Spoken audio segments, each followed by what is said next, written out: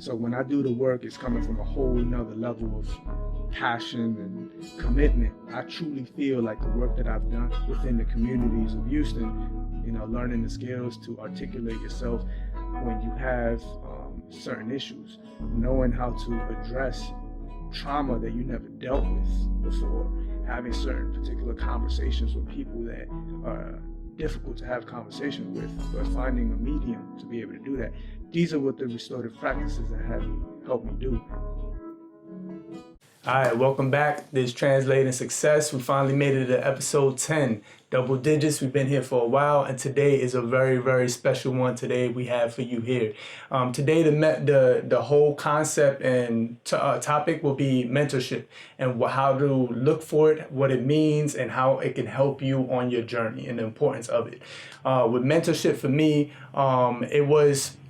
I had a lot of different mentors throughout my life, and a lot of the times I used to feel like angry that it wasn't the person that I wanted to be at times. And then me being able to find a purpose in going out and looking for mentors and putting myself in spaces and finding the importance to do so. So this is what we're going to talk about today. I think it's very important that we talk about this not only as individuals, as men, looking for a mentorship in our stages in life, so that we can become the men that we are meant to be, and be able to make influence across the world. So today we're going to bring in a very, very special guest, our first former NFL player, mentor, motivational speaker, author, father, husband, and a very good friend of mine, Tyrone Smith. How you doing, man? I'm doing good, man. How you feeling, man? Man, I'm grateful and thankful all at the same time. Good. So, what I wanted to bring up to you and my audience, how did you get into mentoring, and what was your process with that to be running your program within schools of mentoring middle school to high school kids? Man, so check this out. Number one, Carlos, man, I'm truly grateful and thankful to be here. So that's a loaded question. So just stop me when you need me to stop and kind of just, recap something I'm going to share in regards to being a mentor. When I think about being a mentor, it's more so about like giving of yourself. Yeah. Because really to be a mentor, it's about giving, and giving is receiving, turn inside out. So when I think about like mentoring and the capacity of mentoring, I think about all those individuals who actually helped me along the way to actually be who I am based on the work, the purpose, and the mission that I have as an individual. And the first person I really think about as far as just being selfless in regards to giving to me, I really would say my first mentor, I would say my fifth grade teacher, Ms. Williams. My fifth grade teacher, Ms. Williams. Because when I think about Ms. Williams, I think about the things I dealt with and went through as a kid. Here it is.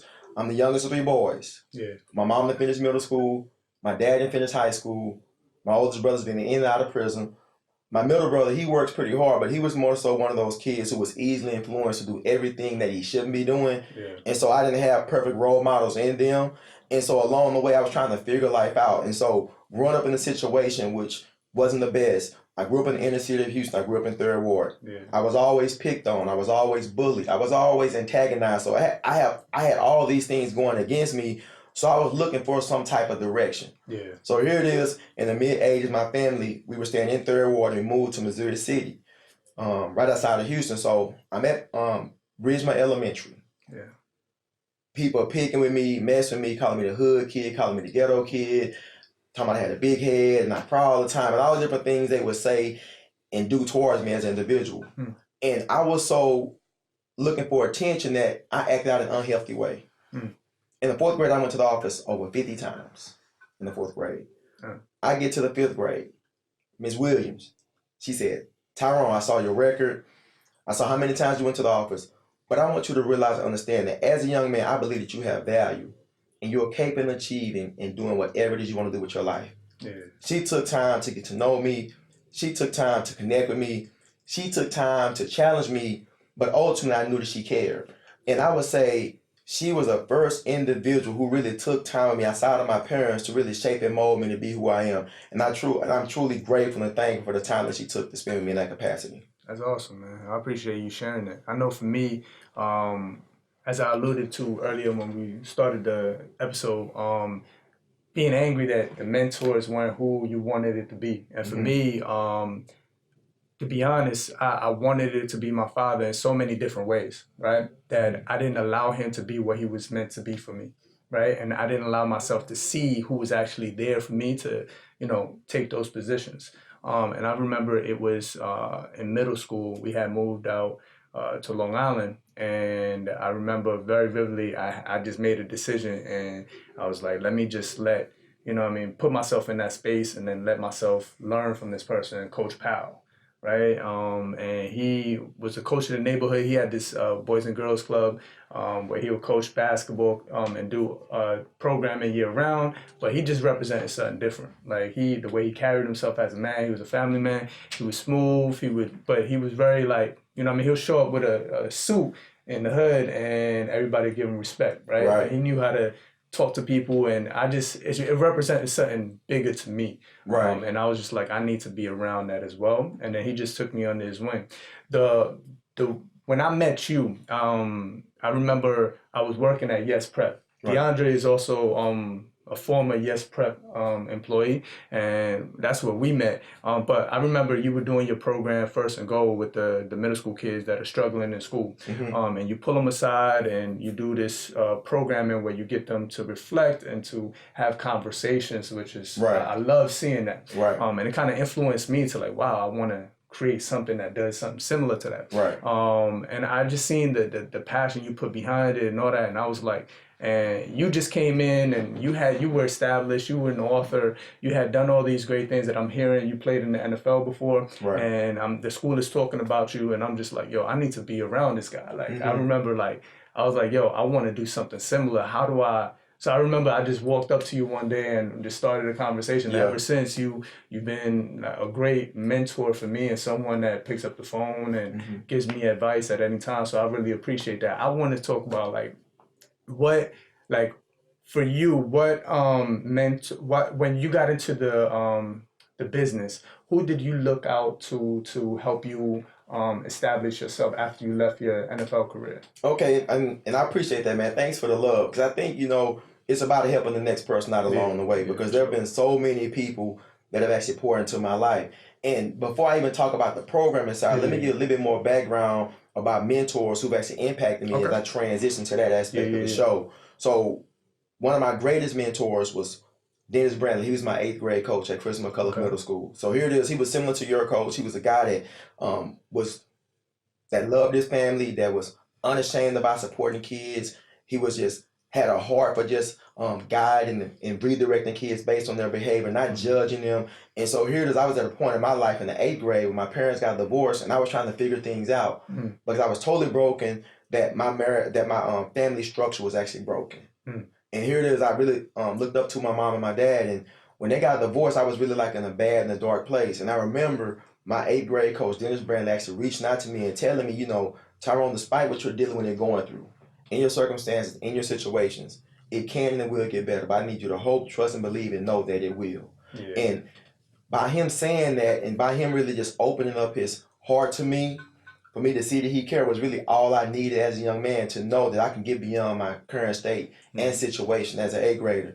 And here it is, Coach Brantley, somebody that's really guided and directed me from middle school up through my professional career, because he was my track coach and my football coach. So he trained me. He was my personal trainer in the offseason, in college and in the NFL. Yeah. We talk at least once a month. Every major decision in my life that I've made, I've always called him. Think about that. Every major decision I've actually made. So he's somebody that's really shaped and molded and helped me be who I am. And then I go to Baylor. First person in my family to go to college. So I'm a first generation college student. I'm ashamed about the fact that my mom and my dad didn't go to college. They didn't give me no true wisdom, guidance, or support. My mom was like, go to school, respect people, don't get in trouble, and she leave. Yeah. And so I go to college for the first time. I'm homesick. I connect with this program they had at Baylor called the Care and Share Mentoring Program. Right, you got the Care and Share Mentoring Program, which is something that I designed similarly through First and Goal. Yeah, you got the Care and Share Mentoring Program with the Bears That Care. And so Walter Abercrombie, he's a first generation college student. He's a former first round draft pick by the Pittsburgh Steelers. Okay. So Walter Abercrombie was my mentor in college. I had to go meet with him once a week for 45 minutes. And he was running the program. He was a former alumni at Baylor, a former athlete, Gotcha. right, that I could relate to. He was the first in his family to go to college. And I would meet with him like once a week for 45 minutes and just talk about whatever I was dealing with and going through as a first generation college student, as a true freshman, just knew this experience. And he was somebody that really just supported me through the Barrister Care program, because it was all about caring and sharing, which was the premise of the program. Yeah. And so here it is, when I stopped playing the game of football, I knew I wanted to give back, because I was one of those individuals that really got a lot of love from Ms. Williams, from Coach Brandley, from Walter Abercrombie. And so I was like, when I create a program, I'm going to model the program out of different things I received from Ms. Williams, Coach Brandley, and Walter Abercrombie. Wow. And so when I made that transition from playing professional football for 4 years after an unfortunate injury, it was an easy thing for me to actually establish a program to give back to others. Because I was a young man that was picked on, antagonized, and bullied. So I wanted to create a program that would actually impact the lives of young people based on circumstances or situations they may be dealing with or going through, that we could support in their situation. Did you know that's what you wanted to do even when you were in like your prime of your playing career? Like, did you know like I would like to do something like that, or did that come after like your career was coming to an end? I mean, I knew I wanted to make a difference in the lives of others because of the hardships I overcame in my life. So I knew I wanted to give back, because there were times when I grew up in the inner city of Houston, the 3rd Ward, that my mom and my dad would be feeding homeless people in the middle of the night. So the giving spirit, that was a part of my DNA, with my mom and my dad being givers. So I saw them giving. So I knew when I stopped playing the game of football, that I wanted to use the game of football as a platform to impact the world. And even before that, I knew I would have an opportunity to do so. It was about how can I put together a program that would be intentional about really making those connections to empower and impact the lives of young people. That's crazy. Thank you for sharing that, because for me it was different. When I was growing up, it was straight. I was the first male to go to college, especially on a scholarship, to play basketball. And my mission was I was going to play basketball the whole time. Right. But I had similar experiences. Coach Powell had exposed me to like community service, like doing stuff. He would do like kids that weren't as that were underserved. He would always like do random stuff and then have us be a part of it. Right. And he would always say to me, which was crazy growing up, he'd always say like, it don't matter what you do, you're gonna be successful. Like just putting that in my head, right? And like exposing me to all these other different things, but I didn't see it till my career started not playing out right in college, and then I started looking back. For me, it was like retracting. Like, wait, hold on, like I have a passion for this too. Like, I was exposed to it. Like I naturally want to do this too. So that's interesting that you had that in you, and I think it's important for athletes, because a lot of athletes watch the show as well, and or people that coach athletes, like exposing them. And just, you know what I mean? It's not just about the game, what you could get from the game, right? And from the game can expose you to, like, for me, like it put me in spaces to learn about people, to learn how to communicate with people from all different aspects of the world, like playing AAU basketball and traveling, and then being a part of programming that basketball teams or school teams have to do, and then coaches are always there, and then, you know what I mean, and it could change your life. For me, it did. So I think that's important. What advice would you give like a kid now that is struggling, right? And doesn't seem like there are mentors out there. Like what would you tell a student now that is in need of mentorship, that doesn't know how to get mentorship? What would you advise them to do? What I would advise a student to do is really just think about, like, what it is that they actually want to get out of life. But when you think about it, we're all actually called to do something. We all have a purpose. We all have a desire. We all have dreams, and we all have hopes. But I would tell a young person, think about what it is that you actually want in life. And when you think about what it is you want in life, actually write it down, notate it, and then when you actually plan it all out based on what it is you want in life, I would suggest if they go to their school, to their counselor, to one of their teachers, and let them know what it is they actually want to do. Because I truly feel and believe if a young person don't really open themselves up to let somebody know what it is they desire, sometimes how can you give them the help that they actually need? If you think about it. That's a good point. Think about that for a moment, because there are a lot of young people out there that have all these things they desire to do, but if they don't write it down, if they don't commit to it, nobody will ever know. And so one of the things I try to encourage young people is really think about what it is that you actually want in your life. Think, and what will it take to make that plan a reality, and be willing to actually like work that plan. But knowing along the way, you can't work that plan or fulfill that plan alone. You have to depend on others along the way to allow you to reach whatever you desire to do. That's where a mentor, that's where a support system come into place in regards to the big picture thinking of your life. I like that, because I think that happens to me too. Like me saying what I wanted to accomplish, and then a lot of people hearing it, and then like I got people supporting it. Right. And you're gonna have your naysayers, but like I got my mentors, my coach knew what the goal was, so he positioned me. He positioned me to like push myself in certain aspects, and then like put me in certain places where I can get that exposure to learn and grow. But that's key advice right there. But think about how you and I connected. You told me this is what you wanted to do. This is your plan. That's true. You were still working at the school. You were honest. We didn't know each other. You were just like, okay, he's bald headed, I'm bald headed. Maybe he'll talk to me. You know what I mean? The thing about it was, you were just unashamed about letting me know what it is that you actually want to do with your life beyond the classroom.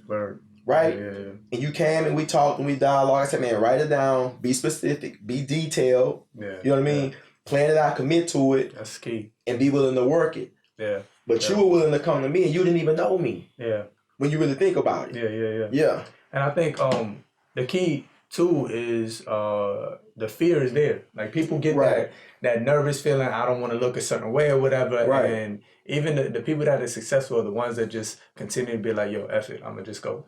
And at that moment, my purpose was bigger because I wanted to be someone, because I was working on when I came up to you, I had already written a book. And I was like doing a lot of work of like building my business, but like you had like this whole program and stuff, like it was next level. It wasn't just you speaking, like you had a whole program. I'm like, how do I do that? So like for me, it was like, I want to fulfill my purpose, and I see someone that has something already done. Like, how do I learn from that person? And that like pushed me to like ask the question, introduce myself, you know what I mean? And I think the crazy thing is, you're gonna look stupid at times, and I think you get better the more you do it. Exactly. You know what I mean? The first big one for me, and I said this in previous episodes, was my wife. Like my wife was that person. I was like, whew, and I looked stupid when I went up to her and talked to her. But the more I did it, the confidence was built over like continuing to do it.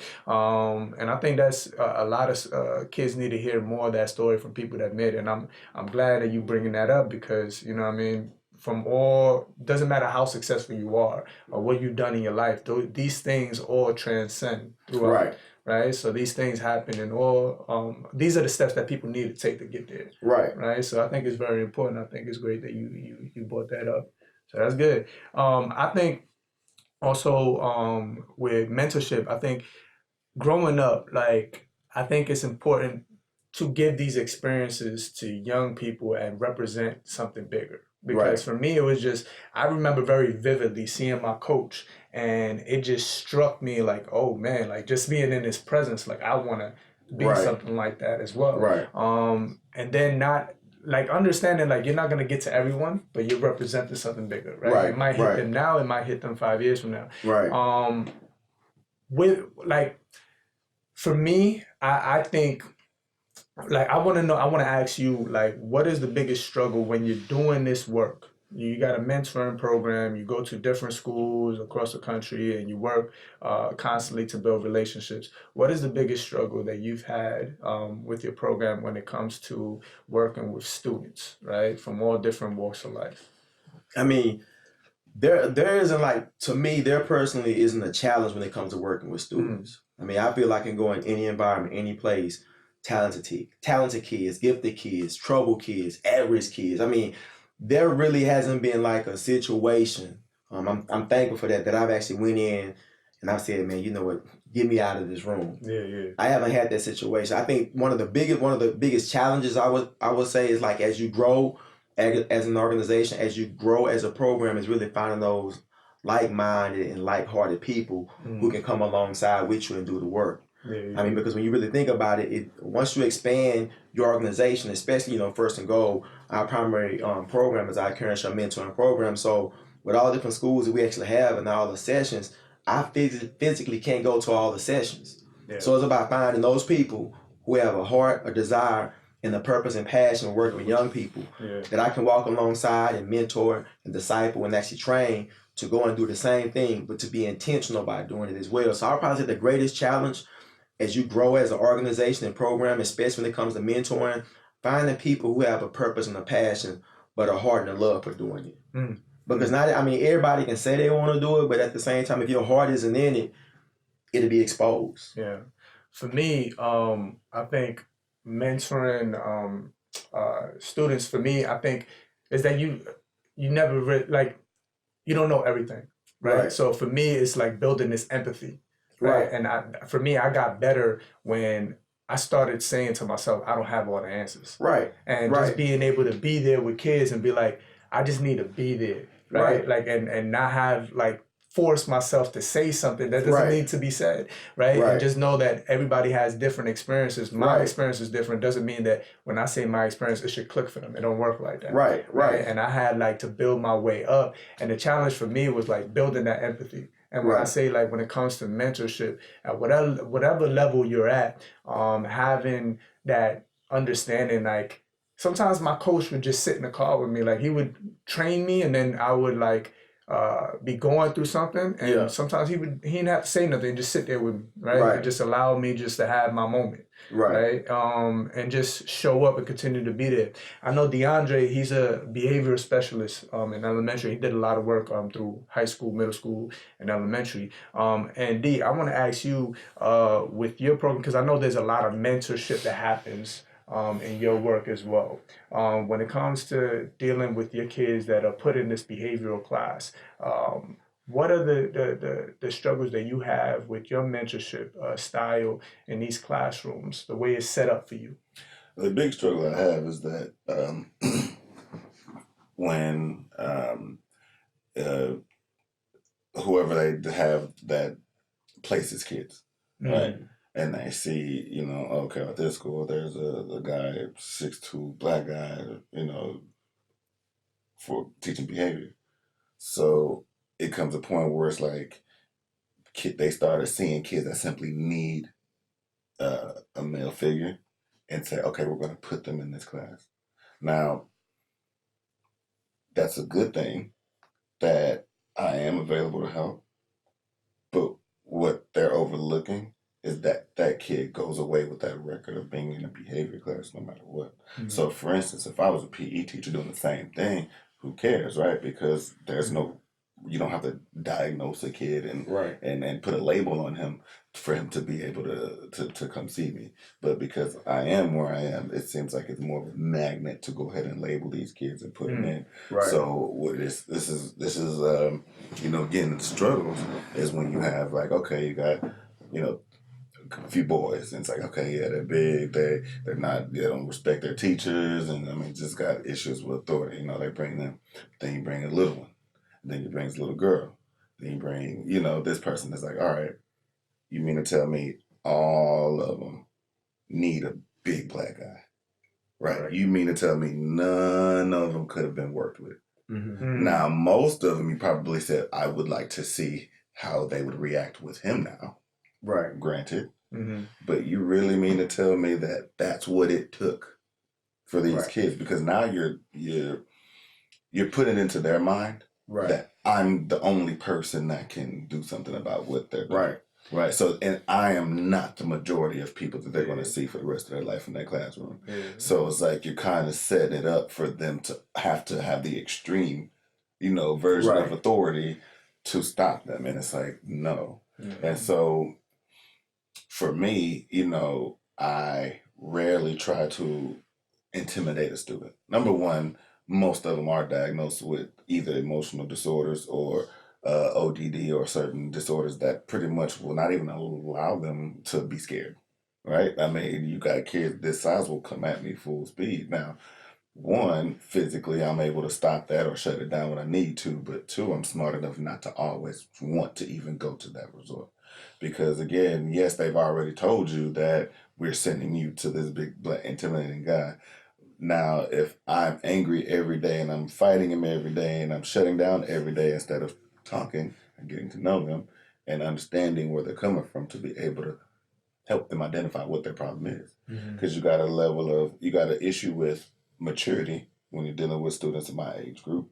And you also got an issue with educational level, right? Most of them are below their grade level because they've either been allowed to sit around until they were able to be placed with me. And so what happens is most teachers or most schools that know that they want to get rid of them, they say, okay, well, we ain't even going to try no more. We're just going to continue to track them and just write down everything they do to make them look worse and worse and worse. So then it's like, okay, they have to get with a guy like this in order to even be able to sit down. And it's like, are you serious? Yeah. No, you stop trying so you can prove your point that how, bad the kid is, so you have a reason to get rid of them.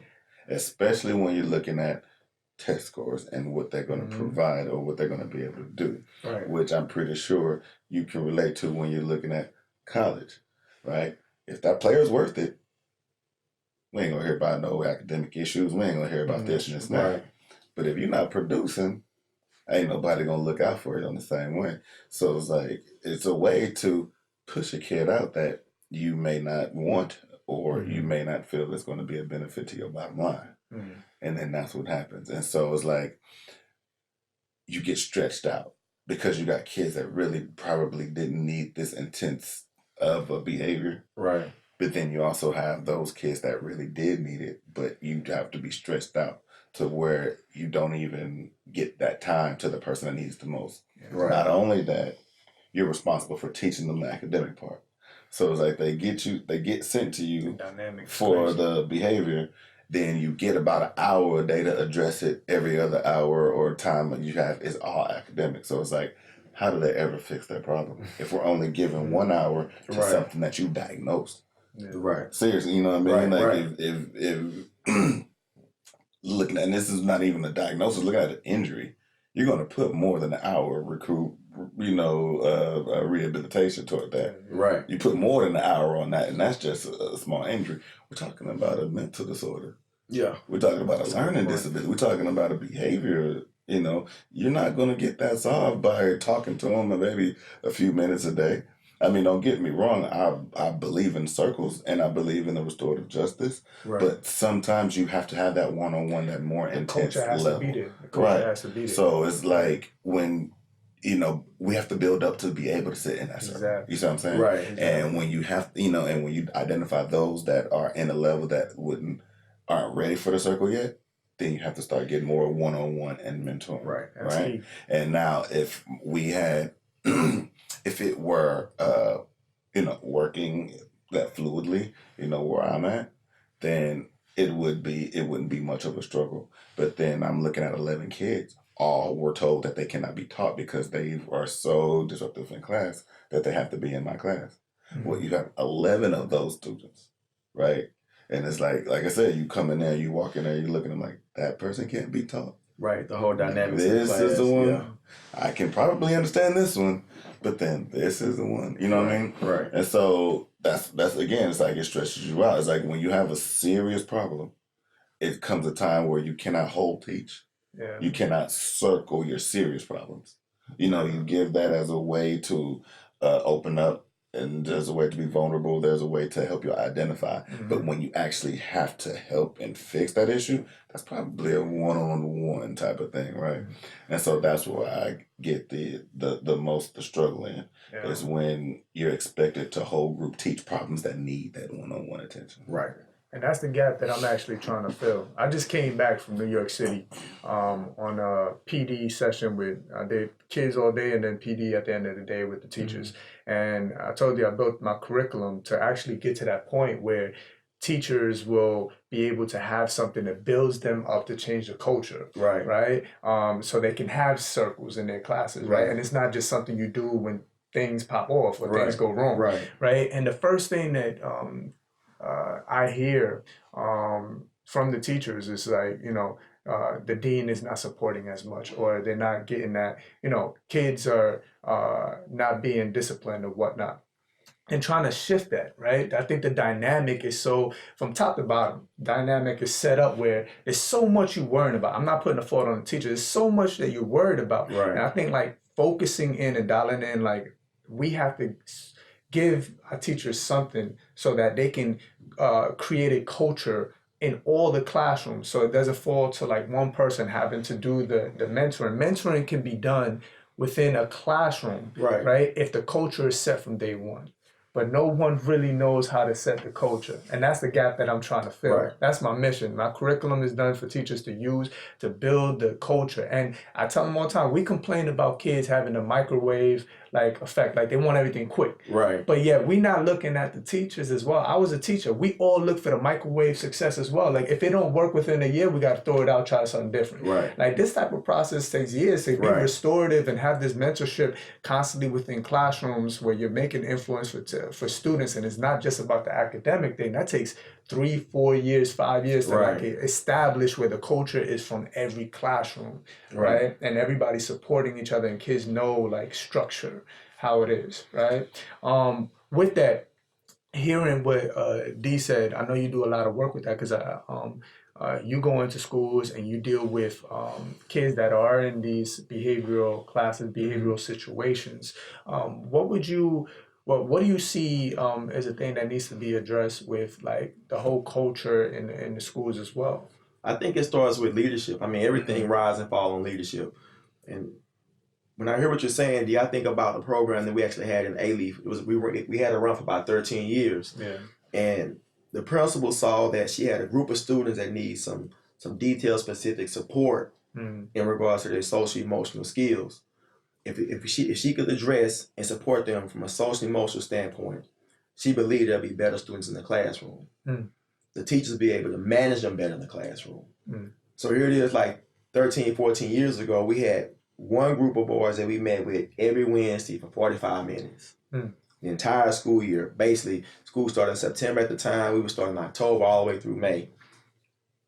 The next year, the principal saw the benefit. It went from having one group mentoring program to 6 mentoring programs every Wednesday. We had 6 different groups of young men that we served in that school for 12 years.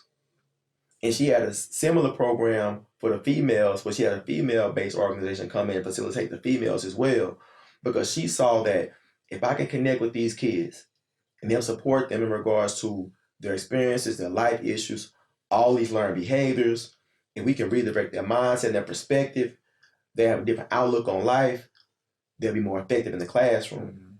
So here it is, you have a principal who was willing to stretch herself, Agreed. right? Yeah. And willing to challenge the teachers to think outside the box, to build that relational capacity with the students, but then bring an outside program in to really support the work that she's trying to do in regards to changing her campus culture from the inside out. And I think it starts with the leadership. And like you said, it's one thing to go and present the teachers, but it's another thing for the administration and for the principal to really buy in and be intentional about, addressing the issues, knowing it's going to be a process. Yeah, and I think that's the struggle that we constantly feel in Right. the schools, trying to get into these schools. It's a lot about who's buying in, right? And who feels like the necessity in it, right? Because I deal, when I talk to the kids, it's kind of like building up the skills to be able to deal with teachers, right? How to communicate better, because it just might be they don't know how to articulate themselves properly, right? And be able to have those conversations when they're upset and be able to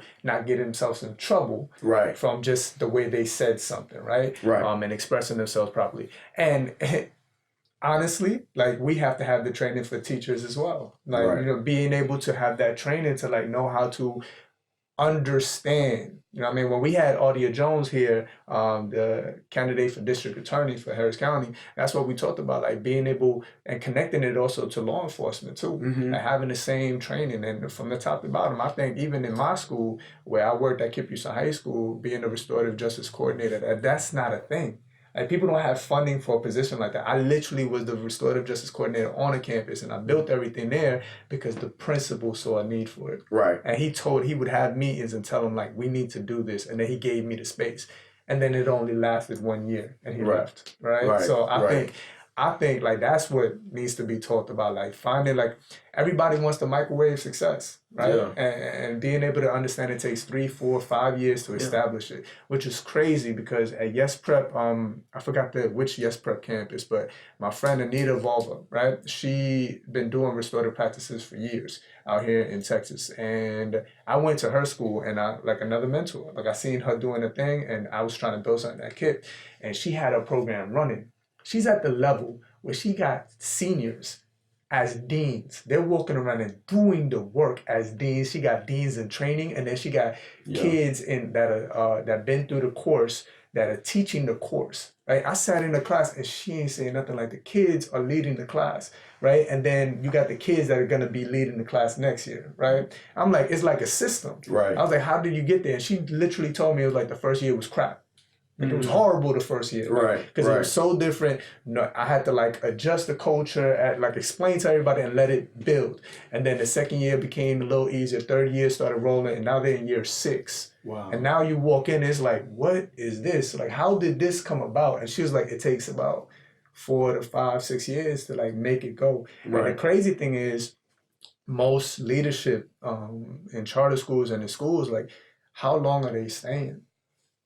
That's the thing. Is if someone starts something, right, and then they leave and within 2 years, 3 years, Right. you have to start all over, right? No, like That's the the school, crazy thing. the school that we were at, like I said, for 13 years, you know, we had a principal that came in. She was like, okay, let me see the validity of the work. I'm gonna let you guys hang around for a year. Yeah. Right. And after the year, shifted and did something else, and really things aren't really going as well.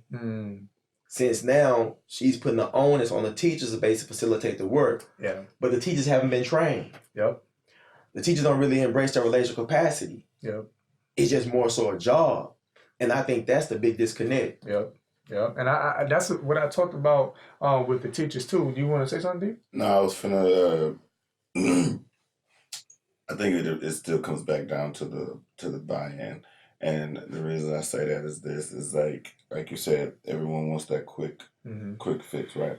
And so when you're looking at like schools, the business is test scores, numbers, right? True. Right. And so again, like you said, they run through programs, they try to find the quickest way to get those numbers up. But now, when it comes down to restorative justice, a lot of people don't realize that doing that can push your numbers up. Like when you free the mind, right? You get that kid Agreed. that breakthrough. Exactly. You start to see and understand how smart they really are. Yep. I get that when I look at some of my students and see how when I take the time, right, to really get into their behaviors. Because one of the things about when they overload my classes that you literally do not have that much time to teach. So the only thing you really can do is try to help mentor as much as possible. So when you get, 11, 12 kids and, really don't have an aid, and really it's just nothing but behavior issues all day long. Once you see how eventually toward the end, the behavior issues start going down, and then you see them what happens when they actually go to the next grade and they have, middle school where there's, a different teacher. Now that kid is showing how smart they should have, could have been way back when, because once you got through to what's really, causing these behavior issues, and you provide that mentorship relationship, then once they look at that work again, for some reason it's more clear because everything that's stressing them is not there no more. Right. You see what I'm saying? Yeah. But that takes a minute.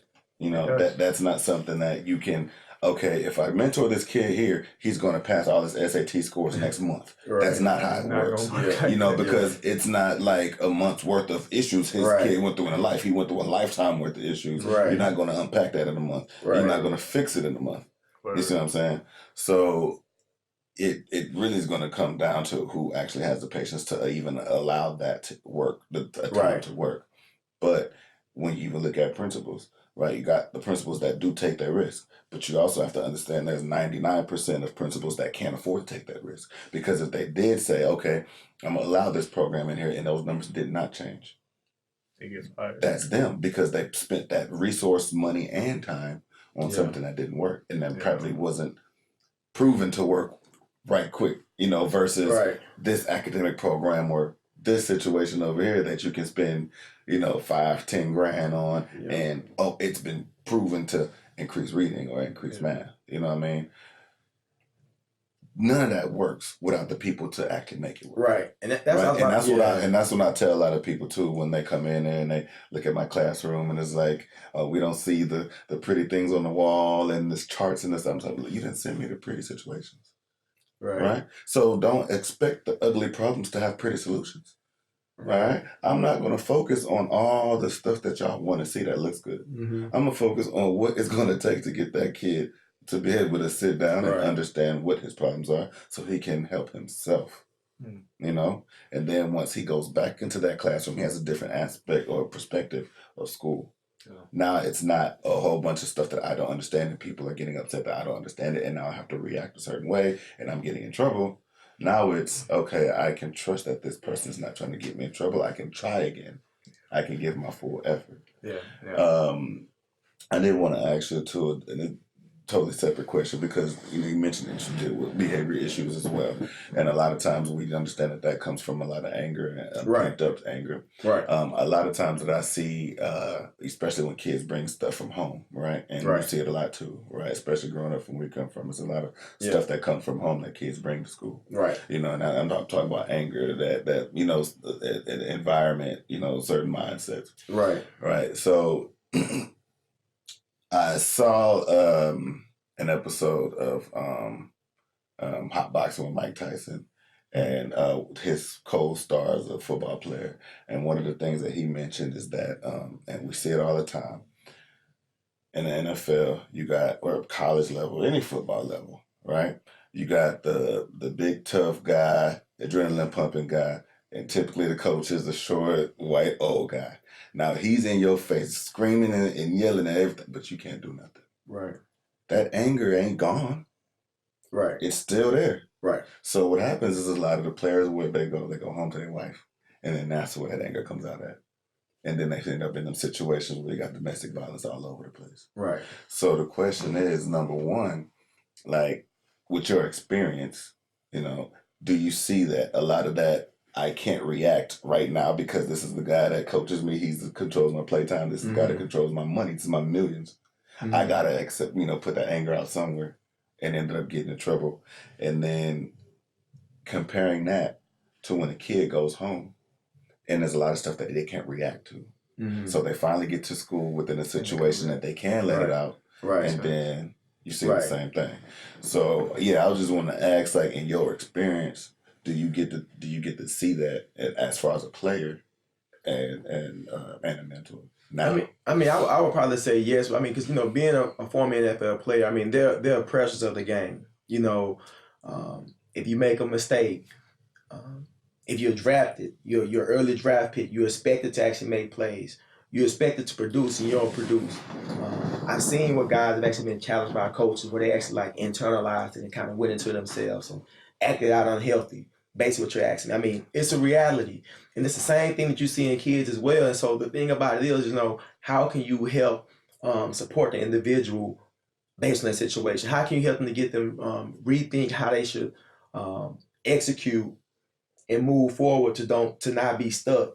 And I think that's a thing where a mentor or a support system actually come in place. I mean, you know, we had support systems when I played for the 49ers to really help guys when they were actually in situations like that. And the thing about it is, but you have to be willing to receive help.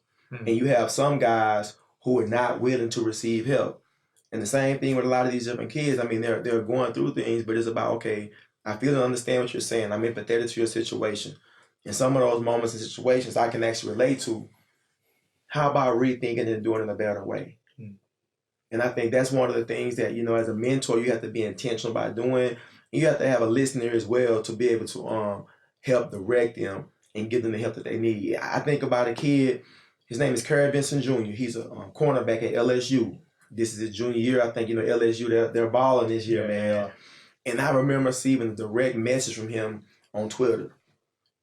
He was a part of our group mentoring program, School in A-Leaf, when he was a 5th and 6th grader.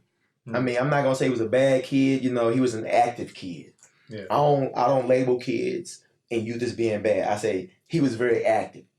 And, you know, to get a direct message from him like what, about 5 years later, and the direct message said, Mr. Smith, you probably remember me as Kerry Vincent Jr.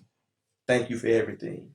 I want to thank you for everything that you did. And I'm rewinding and flashing back, like in the 5th and 6th grade, he was very active now, a good kid, but he had a lot going on. And to see where he is now and the success that he's having, and knowing that me and the team had opportunity to plant a seed in his life, to be a part of his group mentoring program for 2 years, every week for 45 minutes, that time was priceless. Yeah. And now to be able to see, you know, what he is doing, as well as countless others that we've done work with. It'll be 20 years next October that we've been doing this work. So I think the thing about it is, man, it's about being in tune to the situation to help being able to help those people that are in need, man, whether you're a professional football player or a child.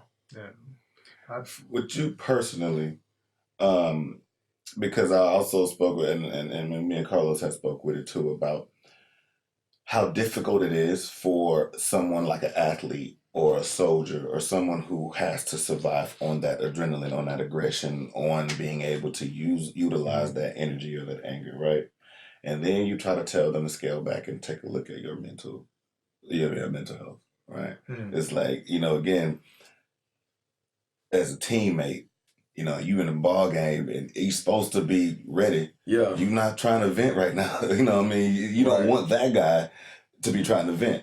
You know, in a war, in the front line, when you need these people to really defend you and protect your life, you don't want him to have any emotional issues right now. You actually want that adrenaline. You want that.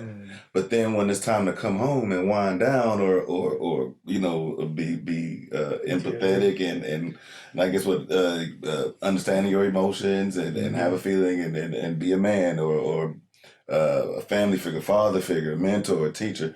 How hard was that to come to channel that once you were able to use it for your benefit? I mean, you gotta. I think it's all about finding a balance, man. Yeah. I mean, you have to find a balance. I mean, for me, I mean, I'm a believer, man. You know, and I thank God for all opportunities, man, that He's given me as an individual. And I have a wife that was really a great support. You know what I mean? So when I came home from playing football, man, you know, I left that, you know, at the facility. I would pretty much sit back, reflect over the day, talk to her about life, talk to her about like next steps, and sit back and maybe even like watch a movie. But I think the biggest thing is knowing that as an athlete, you can't always be Superman. And that's the thing with like a lot of professional athletes, and a lot of professional athletes in general, is that they truly feel and believe they're actually Superman. But the key, I think, is all about balance. Because I knew that the NFL stood for not for long. You're not guaranteed to play for long. And I knew beyond the game, there was so much more I had to do and prepare my life for outside of the game. So I already had that balance based on those mentors who was in my life, Dennis Brantley and Walter Abercrombie. They kept me accountable. When I signed with the 49ers in 1996 as an undrafted free agent, I didn't get a signing bonus, all right? But I had balance with Coach Brantley. He's my personal trainer. I'm at the facility training in June. I'm working out on the track. I went to minicamp with San Fran, came back working out, worked out in June. Training camp about to start in July. They hadn't signed me yet because when I went to train at minicamp in June, it was like a tryout, right? And so I was ready to sign I wanted to sign my contract in July so I can be in training camp. But I came to practice one day. I wasn't in a good mood, but I still did the track workout because I cross-trained with track and football. And Coach Brantley, my mentor, could tell that I wasn't myself. He said, "Tyrone, what's wrong?" I said, "Coach, you know, San Fran don't want to offer me a signing bonus." I'm like a little upset. He's like, "Tyrone, why are you upset?" I say, "Coach, I know they got the money. Yeah. This is my mentor." I'm like, "Coach, I know they can't give me a signing bonus."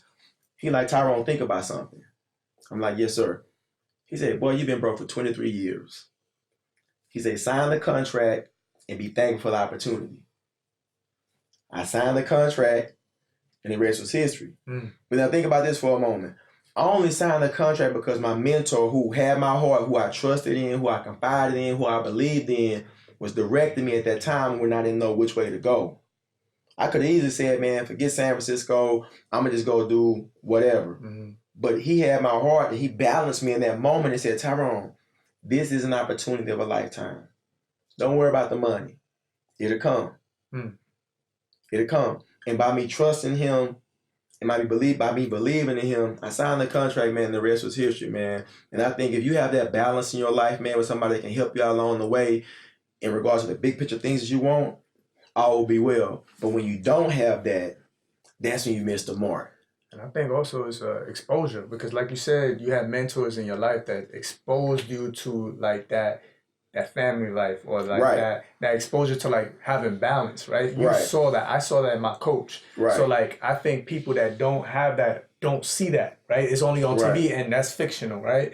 Like Right. I had Fresh Prince, and I would watch Will Smith and Uncle Phil's house and that, Yeah. but then I'll go see Coach Powell. Right. And I'm like, oh, it's real. It's right there. So I could like have that, and like when it came to having relationships with friends, and then with my wife and everything, like it became that I can switch it off, right? I knew, like, because I knew my purpose was not just the career. My purpose was like I wanted to be whole. I wanted to have that family. I wanted to be a father one day. I wanted to be a husband. So that was a part of it. And something that you said before that I wanted to touch back on with mentorship. I know your mentor, the one that was a trainer, he got to see the effects right away because you were becoming successful, right? And going into the NFL and building your career. But the thing is with teachers, I think people, like once again, everybody wants it quick. Mentorship, sometimes it takes years for you to even see it. Like you said, it took 5 years for the boy at LSU to hit you up. And the thing is, we're not looking for that. As a mentor, we cannot be looking for that. As my mission is to get people to be whole enough to be standing in their truth and represent something bigger. Right. And then while you're doing that, you can actually offer mentorship to people. And then, you know what I mean, change lives and not expect them to ever like let you know. Right? That's a plus. I learned that from my coach, Powell. I used to go to Powell's house, right? And I was like, I thought he was just a regular dude or whatever. And apparently I go in his house, I see pictures with NBA players signing thanks Powell, and I'm like, he coached what's his name? He played for the Timberwolves. The shooter, number 10, he played with Garnett. Wally Zerbiak. Wally Zerbiak, right? Yeah. He had coached him. He had coached a bunch of different Mike James. He played for Toronto and all that, and like he knew them personally. And I'm like, and he explained it. It's like, yo, like you got to do it, not looking for that, right? That you gotta be able to offer yourself, right? So that you know that it'll hit them eventually down the line. And as educators, as mentors, going in and you have to say it to yourself, like he might not get it now, but he's gonna or she's going to get what I'm offering them, and it might hit them 10 years down the line, might hit them 20 years down the line, but they would remember that bald-headed guy had said that, right? And I think that's how we need to start looking at it and not look for that microwave. Like put yourself in position to like offer the best of you so you can give that mentorship and not looking for reward, right? Because I think the reward chasing will lose the point and not give you true purpose, right? It's about like giving yourself and offering yourself best, and you know what I mean, giving the world something, right? So that you can live with purpose, and then it'll come. Kids will start changing. I mean, and like even with Coach Dennis Brandley, he became my mentor in the 8th grade, and he wrote an intro element in my book as well, Outside the Huddle. And what's crazy when he actually wrote the note for my book, the crazy part is that was his first year teaching in 1987. In 1987 was I was in the 8th grade at Chris McCullough. That was his first year teaching. And I remember him saying he didn't know how much he was impacting my life. He was just doing what he knew what was best. But even at the same time as a teacher, he was still finding himself. But as he was finding himself, he was impacting my life. And so he was with me from the 8th grade all the way on. And remember, in the 8th grade, I was on the B team. 9th grade, B team. Sophomore year, sophomore team. Most schools don't even have sophomore teams anymore. My junior year, I was on JV. I didn't play varsity until my senior year in high school. I was a one-year starter with over 50 Division I offers. But along the way, Coach Dennis Brandley, he trained, he supported me, he encouraged me. He saw something in me that I didn't see in myself. Think about that for a moment. But he was willing to inspire, to help and support, despite the fact I wasn't one of the top athletes at the school. He just wanted to make a difference. That's crazy. And so everything he did for me, I gotta go do it. Yeah. I gotta go do it as much as I can, as long as I'm here. That's my life mission, man. Yeah. Yeah. That's awesome, man. It's crazy. Because I do believe, like I said, my coach used to tell me all the time, you're going to be successful in whatever you do. And that didn't hit me till like 20, when I was in college, like 20 or 21. Yeah. And I was like, I don't necessarily, I cannot see myself as a success if I'm not playing basketball. Like I used to be like, if I'm not playing basketball, doing something with sports, I'm not successful. And I just remember his voice, and Coach Powell would be like, you'll be successful at whatever you do because your work ethic that you put behind it. Right. Like, he didn't saw me come from very similar.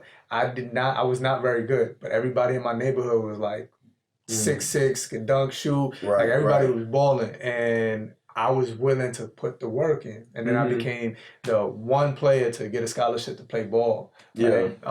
But as I'm going through the success, like I remember that voice. I remember very vividly. You'll be successful at whatever you do. Yeah. Right. And then I was like, I can do this. Right. And that piece of advice just continued. I still talk to Coach Powell to this day. Right. You know what I mean? And he was there through my dad's passing and everything like that. Like, it's about building relationships, right? And it's important that you said your teacher in 8th grade, that was his first year teaching. And that's, sometimes people think that's impossible to do. And I think it's just giving yourself to the job, right? Like seeing the kids as just people, right? Instead of just subjects and just like, they need to do the work. And, you know what I mean? And the job can be very stressful, but you actually make your job easier. Right? As a former educator, I learned this through the years. You make your job easier if you just give yourself to the job and see them as people and learn empathy and start being there, right? Not just you're there, but you're not there with them, right? Some teachers are just caught up in the act of, because we're trained and conditioned to just act the part, right? But we don't, it takes about like 3 to 4 years to be the part, walk the walk. And I think like people have to be patient to be able to do that, because you ain't going to be able to like go in and make influence if you're not looking at them as people. And I'm pretty sure he was able to make that impact in your life because he saw you as a person. Right. And he was able to connect with you on different levels outside of what he was teaching. Right. So I think that's important, man.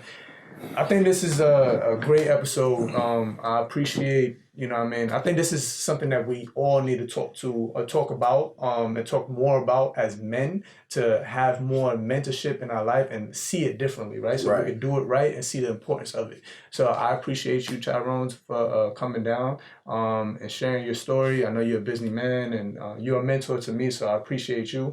And you're an example of what we're talking about, because whenever I have an issue or a problem with something that I need with my business that I'm growing, or like some advice that I need, you pick up the phone quick and you're quick to like give me your advice, and I appreciate that from the bottom of my heart. And I would like to, you know what I mean, you inspire me to do it for others. So like now that I'm building my business, people are calling me. I'm like looking at you and other mentors that I had, like I want to give back just like you guys did. So I appreciate that, man. Thank you. Yeah, no, man, no problem at all. I think it's my duty and our duty, man, to give back unto others, man. Because the thing about it is, there's more than enough out here in regards to the young people that really like need our support. And I remember, man, Eric Thomas. I met Eric Thomas. I met him like years back, man. And I remember I had to go speak out at the University of Southern California, and I was doing this piece with some college students, and I was referencing like one of his videos. And I remember Eric Thomas telling me, he was like, man, you know what, man, it's not enough of us out here actually doing the work. So anything that you see me do, man, that can really just enhance what you're doing as a mentor, as a speaker, as an influencer, man, use it, do your part. And I think it's about a collective effort, man, because we're all in this together to redirect the minds, the hearts, and the souls of those young people that we serve. And if we don't do it, man, there's going to continue to be a vicious cycle. And we're trying to help break that cycle. Or cycle breaking is what we're doing. I appreciate you. And I appreciate you, D, for expressing your story and your mission as well, what you're doing. So before we go, Mr. Smith, can you tell everybody, our audience, where they can find you if they want to do work with you or follow you on social media and everything like that? Got it, man. If you want to find me, you can find me on my website at TyroneSmith24.com. That is TYRONESMITH24.com. You can follow me on Twitter, Tyrone24. I'm really grateful and thankful, man, for all opportunities to impact the lives of young people whether it's elementary, middle school, Yeah. high school, college, and beyond, man. I mean, it's about telling my story and making the greatest impact that I can. Yeah, and I highly recommend Tyrone. Like I said, he's been doing it almost about to be 20 years. 20 years next October. It's crazy. You know, before we go, because I have mentored a kid at KIT. He was a senior, Sam Lopez, right? And he probably gonna watch the show and talk about it. But I mentored him, and I remember he saw that I was connected to you, Yeah. and he was like, "What? Tyrone, the football player? Yeah, he was the guy that did the program with me when I was in 5th grade." And I was like, "Oh snap!" It was like crazy. It was like, Really? Yeah. And he had That's said it, hilarious. and he was like, "Yo, like I looked up to him like crazy, like." You know what I mean? And a lot of what you do reminds me of him too. That's why I guess I rock with you too. And I was cool, like, man. it like touched me. I was like, yeah, that's the type of impact I want to have. Like people remember you. So if you ever have, if they have a school that needs programming, first and goal is what Tyrone Smith brings. He does mentorship with kids and really helps them build the skills to be able to communicate better and become better individuals to be in the classrooms and be successful. So I look up to him, and if you're looking for any of that, you should contact him ASAP. Well, this is episode 10. I appreciate y'all. We'll be back next week with 11 double digits now. I'll see y'all later.